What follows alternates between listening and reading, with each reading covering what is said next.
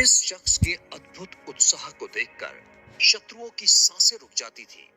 उसने शत्रुओं के स्टेशन ध्वस्त किए, खजाने लूट लिए, आयुधशालाएं खाली कर दी, मालगाड़ियों और डाक गाड़ियों पर झपट्टे मारे, शत्रु सेनाध्यक्षों को काफी हैरान परेशान किया। हम यहाँ उस शख्स की बात कर रहे हैं जिसने सन 1857 की आजादी वाली सरगर्मी में अपनी भूमिका प्रगाढ़ रूप से मजबूत की थी। उनका नाम है तात्या टोपे। तात्या टोपे का वास्तविक नाम रामचंद्र पांडुरंग येवालकर था। तात्या तो उपनाम था, जबकि टोपे भी उपनाम मात्र ही था, जो इनके साथ और इनके बाद भी चिपका ही रहा। उनका परिवार मूलतः नासिक के निकट पटौदा जिला के एक छोटे से गांव येवाले में रहता था। यही वजह थी उनके असली नाम में येवालकर जुड़े होने की। इनका जन्म काल 1813-14 के आसपास बताया गया है। कोई पुख्ता ऐतिहासिक जानकारी उपलब्ध नहीं है।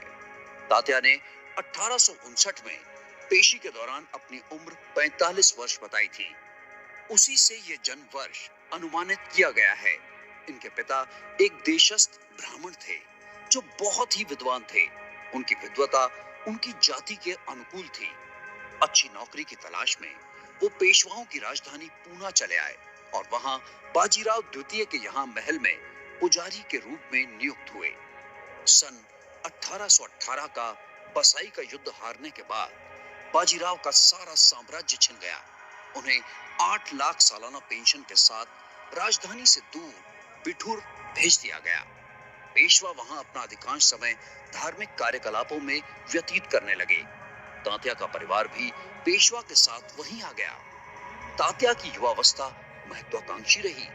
उन्होंने अनेक वर्ष बाजीराव के 3 दत्तक पुत्रों नाना साहब, बाला साहब और बाबा भट्ट के साहचर्य में बिताए। तात्या ने अपनी सैन्य शिक्षा पेशवा के पुत्रों के साथ ही प्राप्त की। तात्या गुरिल्ला युद्ध विद्या में पारंगत थे। तात्या के नए नक्श तो अच्छे नहीं थे, पर उनके व्यक्तित्व में विशिष्ट आकर्षण जरूर था। बॉम्बे टाइम्स के संवाददाता ने तात्या से उनकी गिरफ्तारी के पश्चात भेंट की थी और अप्रैल 1849 के संस्करण में लिखा था कि तात्या ना तो खूबसूरत हैं, न ही बदसूरत, पर वो बुद्धिमान बहुत हैं। उन्हें मराठी, उर्दू और गुजराती का अच्छा ज्ञान था। वो इन भाषाओं में पारंगत थे। अंग्रेजी तो वो मात्र हस्ताक्षर भर के लिए जानते थे। बिठूर में तात्या के महत्वाकांक्षाओं के लिए कोई जगह नहीं बन पा रही थी। उन्होंने ईस्ट इंडिया कंपनी में भी नौकरी की, लेकिन फिर छोड़ दी। महाजनी का काम भी उन्होंने शुरू किया, लेकिन वो भी छोड़ दिया क्योंकि वो उनके स्वभाव के विपरीत था। उन्होंने पिता की पहुंच के बदौलत लिपिक की नौकरी भी की, लेकिन फिर भी वो अभी तक संतुष्ट नहीं थे। एक कर्मचारी की विश्वासघात योजनाओं का पता लगाने में इनकी तत्परता, चातुरता को देखते हुए पेशवा ने इन्हें विशेष दरबार में 9 हीरों से जड़ित हुई टोपी दी और दरबार में उपस्थित लोगों ने तात्या टोपे के नाम से इनकी जय जयकार की। आने वाले समय में तात्या और नाना साहब की जोड़ी ने ब्रिटिश साम्राज्य के लिए परेशानी खड़ा करने में एक महत्वपूर्ण भूमिका अदा की। तात्या जिस वक्त प्रकाश में आए, उस वक्त उत्तर भारत अगन की लपेट में झुलस रहा था। हर जगह सिपाही विद्रोह प्रारंभ हो चुका था। ब्रिटिश जो भारत में व्यापार करने आए थे और यहाँ शासक बन बैठे थे, उन्हें इस बात की भनक तक नहीं थी कि देश उनके खिलाफ महान संघर्षों में लगा हुआ है। ऐसा कोई कारण नहीं था कि ब्रिटिश अपने आप को संकट में घिरा देख पा रहे थे।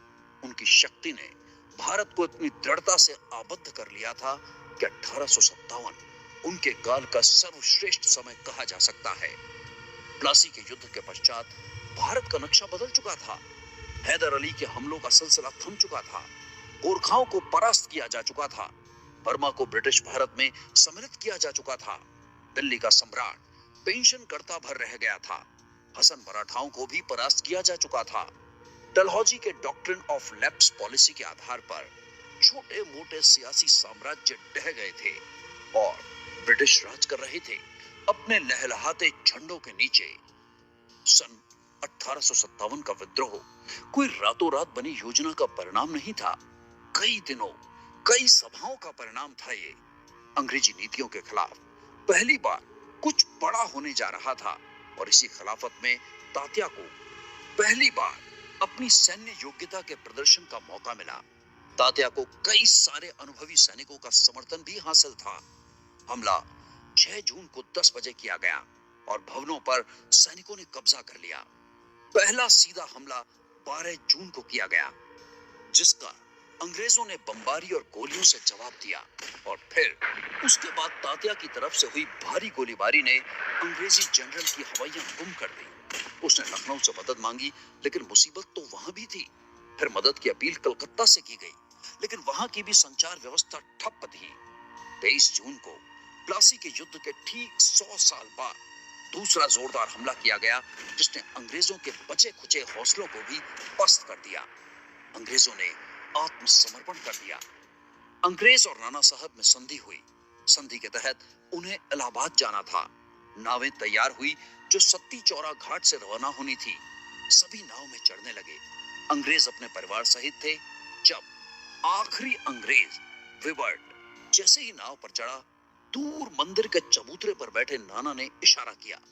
लेकिन जी क्या, सारे नाविक नाव से कूद किनारों की तरफ जाने लगे और किनारों पर खड़े सैनिक पानी में कूदकर नाव की तरफ जाने लगे। भारी कत्लेआम मच गया। अधिकांश मारे गए, कुछ कैद हुए, जिन्हें भी बाद में मार दिया गया। तात्या और नाना साहब पर संधि के नियमों को तोड़ने का आरोप जरूर लग गया, लेकिन किसी पुख्ता सबूत के अभाव में एक अंग्रेज जॉन लैंग का कहना है, मुझे अफसोस है और विशेष रूप से इस विषय पर उपलब्ध पत्रों को पढ़ने के बाद उस कत्लेआम के लिए नाना साहब और तात्या को दोषी न ठहरा पाऊंगा। हालांकि तात्या के अनुसार वो इशारा आगे जाने के लिए था, पर असलियत क्या थी इससे कोई कभी वाकिफ नहीं हो सका। कानपुर शहर से अंग्रेजों के अधिकार समाप्त होते ही नाना के मराठा साम्राज्य के पुनः स्थापित होने का सपना साकार होता नजर आया। नाना पेशवा चैन गए। नाना साहब ने जल्द ही एक सुदृढ़ साम्राज्य स्थापित करने की दिशा में कई सारे कदम बढ़ाने शुरू कर दिए। पर तात्या जानते थे कि अंग्रेज चुप नहीं बैठेंगे, हमला करेंगे, और वो भी जोरदार तरीके से। फिर हुआ भी वही। अंग्रेजों ने हमला किया।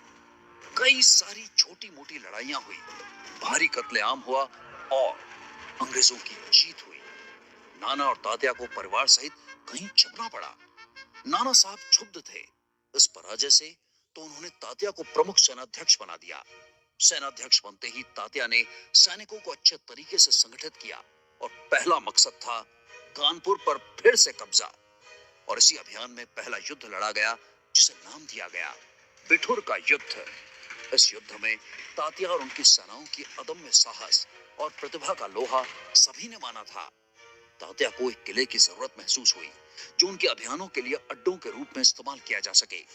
उन्होंने कानपुर से 47 मील दूर कालपी के मजबूत दुर्ग को अपना मुख्यालय बनाने का निर्णय लिया, जिसे नाना साहब ने अपने प्रतिनिधि राव साहब को भेजकर सहमति प्रदान की।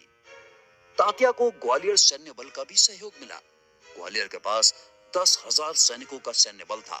उन्होंने बड़ी तेजी से कानपुर की ओर बढ़ना प्रारंभ किया और इसी क्रम में भागिनीपुर, शियोली, अकबरपुर, शिवराजपुर पर कब्जा करते करते जालौन तक आ पहुंचे। लेकिन इस बार भी तात्या को हार का ही सामना करना पड़ा, क्योंकि अंग्रेज पहले से सचेत थे। पर तात्या ने उन्हें अच्छी टक्कर दी थी। अंग्रेजों ने भी कहा था कि तात्या की ओर से इस बार सर्वश्रेष्ठ युद्ध कला का प्रदर्शन किया गया था। तात्या ने हार नहीं मानी थी। झांसी उनके मित्र की तरह था। तात्या ने अब अपने क्रियाकलापों का अड्डा मध्य भारत में यमुना और नर्मदा के बीच स्थित क्षेत्र में बनाया। पेशवा के रक्त संबंधी वांदा के नवाब भी आकर मिल गए। बिहार के वृद्ध शेर कुंवर सिंह भी आकर तात्या के साथ हो लिए। धीरे धीरे कई सारे और भी आए और तात्या को उनका साथ मिला। तात्या ने पेशवा की सेनाओं का पुनर्गठन करना शुरू किया। अब उनके पास 20,000 का सैन्य बल था, 30 तोपें थी। इस प्रकार वो फिर से सुसज्जित होकर सर ह्यूरोस की सेना की प्रतीक्षा करने लगे, जो मध्य भारत में आगे बढ़ रही थी। झांसी को बचाने में तात्या द्वारा लड़ा गया बेतवा का युद्ध अंग्रेज कभी भुला नहीं पाए, पर झांसी बची नहीं। रानी ने अद्भुत साहस का परिचय दिया। अंग्रेज ये सोचने और समझने पर विवश हो गए कि एक औरत भी इतना कहर ढा सकती है। नगर को लूटा जाने लगा। विश्व प्रसिद्ध संस्कृत के पुस्तकालय को जला दिया गया। हर आदमी पर शक था कि वो दुश्मन है। बहुत से भाग लिए और जो भाग नहीं सके उन्होंने अपनी स्त्रियों और बच्चों सहित कुएं में छलांग लगा दी। काल तांडव करने लगा। झांसी के बाद अंग्रेजों ने बांदा के नवाब पर हमला किया। वहां भी भयानक उत्पात मचा। नवाब कालपी की ओर चले गए। अंग्रेज प्रतिशोध की भावना से बौखला रहे थे। झांसी का पतन हो चुका था। पेशवा का मुख्यालय कालपी अभी भी सुरक्षित था। ये विद्रोही नेताओं के जमघट का केंद्र बन गया था, पर ये ज्यादा दिन तक सुरक्षित नहीं रह सका। कम सैनिकों के अभाव में उनका ये दुर्ग भी छीन गया। तांत्या फिर ग्वालियर चले गए। अपने माता पिता से मुलाकात की और वहां विद्रोह की स्थितियों का जायजा लेने लगे। हीरोज को कालपी जीतने की बधाइयां मिल रही थी। अंग्रेज जश्न मना रहे थे।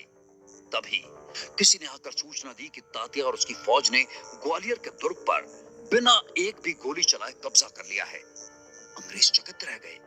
तात्या की बढ़ती सेना के सामने युद्ध के लिए विश्वासघाती सिंधिया खड़ा था, जिसे राजा पेशवा ने ही बनाया था। उसके अंगरक्षकों को छोड़कर शेष सारी सेना ने युद्ध से इनकार कर दिया। भयभीत सिंधिया महाराज अपने अंगरक्षकों के साथ भाग गए। ग्वालियर कब्जे के बाद बिल्कुल उसी सनसनी की तरह फैली जैसे सिपाही विद्रोह की फैली थी। अंग्रेज ग्वालियर के जाने से बहुत ही परेशान थे। उन्होंने भारी फौज के साथ हमला कर दिया।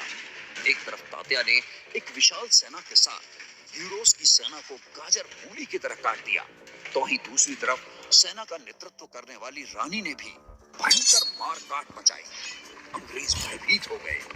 यही युद्ध के दौरान एक नाले को पार करने के दौरान रानी का घोड़ा जिद पर अड़ गया और तभी एक गोली आकर रानी को लगी और फिर तलवार के वार ने उन्हें घायल कर दिया। स्वामी भक्त रामचंद्र राव उन्हें पास की झोपड़ी में ले गए, जहां उनकी मृत्यु हो गई। जब तक अंग्रेज वहां पहुंचते, रामचंद्र ने उनका दाह संस्कार कर दिया। वो नहीं चाहते थे कि अंग्रेज उन्हें मारने के बाद भी अपमानित करे। रानी वीरगति को प्राप्त हुई। रानी की मौत ने सैनिकों को हतोत्साहित कर दिया और ग्वालियर हाथ से निकल गया। सभी दुर्ग छिन जाने, रानी की मौत और विद्रोही नेताओं के तितर बितर हो जाने से मध्य भारत में विद्रोह की रीढ़ टूट गई। तात्या को पकड़ने की हर अंग्रेजी कोशिश बर्बाद हो रही थी। प्रत्येक नया सेनापति फील्ड का चार्ज लेते वक्त ये जरूर कह रहा था कि वो तात्या को पकड़ लेगा, पर अंग्रेज डाल डाल तो तात्या पात पात। तात्या ने संभवतः ये अनुभव कर लिया था कि व्यापक समर्थन के बिना युद्ध कर पाना मुश्किल था। क्रांति की चिंगारी हर जगह बुझती जा रही थी। तात्या ने गांव-गांव पोस्टर चिपकवाकर और तरह-तरह के तरीकों से लोगों को समझाना शुरू किया, सेनाओं को संगठित किया और इस बार अपनी युद्ध नीति को बदला। तात्या ने गुरिल्ला नीति को अपनाया और इसी नीति के तहत तात्या ने अगला युद्ध इंदौर का युद्ध लड़ा, जिसमें उन्होंने अंग्रेजों को भारी क्षति पहुंचाई। तात्या के अभियान की गूंज संपूर्ण भारत में फैल गई। जो उनके पीछे लगे थे, उन्हें चकमा देते हुए तात्या नर्मदा पार कर गए। नर्मदा पार करते ही बंबई सरकार सचेत हो गई। तात्या और उनकी फौज ने वहां भी अंग्रेजों के लिए खूब उलझने पैदा की। एक बार तो नर्मदा के किनारे तात्या को दोनों तरफ से घेर लिया गया। नदी में भी पानी उफान पे था। दुश्मन संख्या बल में बहुत अधिक थी। तात्या और उनके सैनिकों ने नदी में छलांग लगा दी और उस पार बढ़ गए।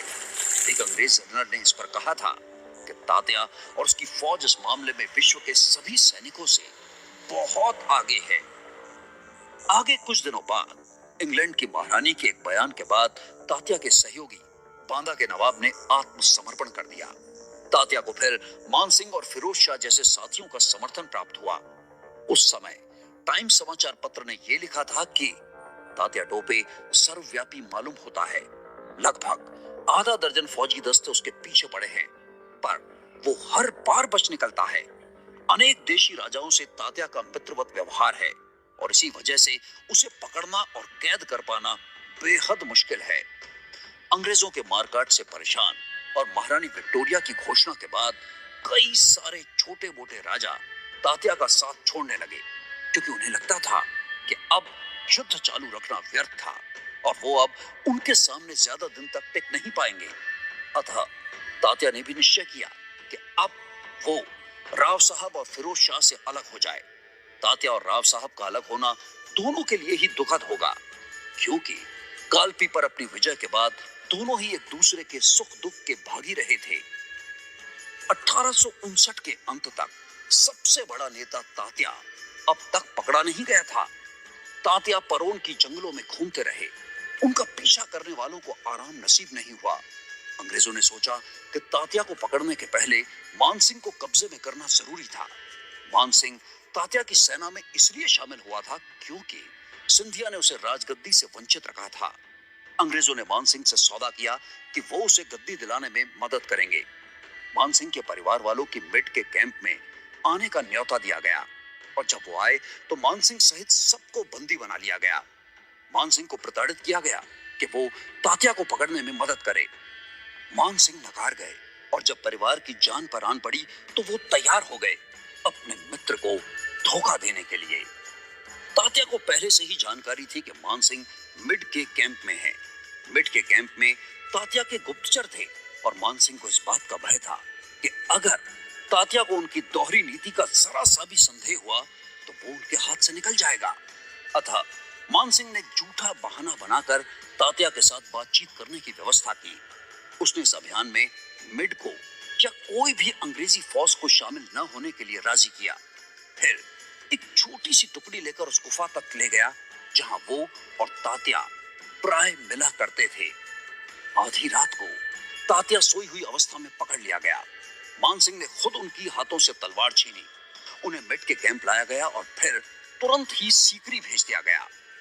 जनवरी 1857 से दिसंबर 1858 के बीच अंग्रेजी सरकार के खिलाफ युद्ध करने के आरोप में उनका कोर्ट मार्शल किया गया। उन्हें कहा गया कि अगर वो चाहें तो अपने बचाव के लिए सबूत जुटा सकते हैं, पर तात्या ने यह कहकर इनकार कर दिया कि उन्होंने पहले ही सोच लिया ताकि उन्हें मृत्यु के लिए तैयार रहना होगा। अब मैं अपने लिए दया और जान की भीख नहीं मांगूंगा। मैंने राज्य के विरुद्ध कुछ नहीं किया। मैंने अपने स्वामी नाना और राव साहब की आज्ञा का पालन किया। अंग्रेज औरतों और बच्चों की हत्याएं नहीं की। किसी को भी फांसी पर लटकाने का हुक्म नहीं दिया। तात्या को फांसी की सजा दी गई। उन्होंने जीवन के लिए कोई अभिलाषा व्यक्त नहीं की। उन्होंने तो अपना मुकदमा शुरू होने के ठीक पहले अनुरोध किया कि जितना शीघ्र हो सके उन्हें इस संकट से छुटकारा दिला दिया जाए। मुझे तोप से उड़ा दो या फांसी से लटका दो। और बेड़ियों को दिखलाते हुए कहा, मगर इनसे छुटकारा दिला दो। अगले दिन समाचार पत्र ने लिखा कि कोर्ट में तात्या गरिमा और वीरता पूर्वक आचरण कर रहे थे।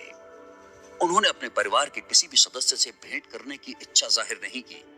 बच्चों के लिए आशीर्वाद भेजा तथा ये विनती की कि उन्होंने जो कुछ भी किया उसमें उनके माता पिता की कोई गलती नहीं थी, इसलिए उन्हें दंडित नहीं किया जाए। 14 अप्रैल को शाम 4 बजे तात्या को सीपरी के दुर्ग के पास परेड मैदान में हजारों की भीड़ के सामने फांसी पर लटका दिया गया। जो ही तात्या के हाथों को बेड़ियों से मुक्त किया गया, वो धीर भरे कदमों से फांसी के तख्त पे चढ़ गए और महान शौर्य और वीरता के साथ फांसी के फंदे को अपने गले में डाल लिया। हजारों आंखें नम थी। पूरे 4 घंटों के लिए अंग्रेजों ने उनके शरीर को लटकता छोड़ा, क्योंकि वो भय पैदा करना चाहते थे। उनके चाहने वाले प्रशंसक वर्ग, चाहे वो अंग्रेज हो या देश के लोग हो, दोनों उन्हें एक बार देख लेना चाहते थे। ऐसा कहा जाता है कि कुछ ने तो स्मृति चिन्ह के लिए उनके बालों के गुच्छे काट लिए और अपने साथ ले गए। तात्या की मृत्यु के साथ सन 1857 के विद्रोह की आखिरी चिंगारी भी बुझ गई थी। जिस शानदार तरीके से उन्होंने युद्ध का संचालन किया, उसके लिए उन्होंने भारत ही नहीं, विश्व के इतिहास में अविस्मरणीय स्थान बना लिया। उनकी महानता, उनके अथक परिश्रम और स्वतंत्रता संग्राम में उनकी निष्ठा में निहित है। और उन्होंने देश की स्वतंत्रता के लिए कर्मयोगी की तरह युद्ध किया। बार बार बिखरने के बाद भी वो हर बार उठ खड़े हुए, सेनाओं का पुनर्गठन किया और अंग्रेजों की नींद हराम कर दी। समय जरूर लगा, पर हम स्वतंत्र हुए अंग्रेजों के चंगुल से।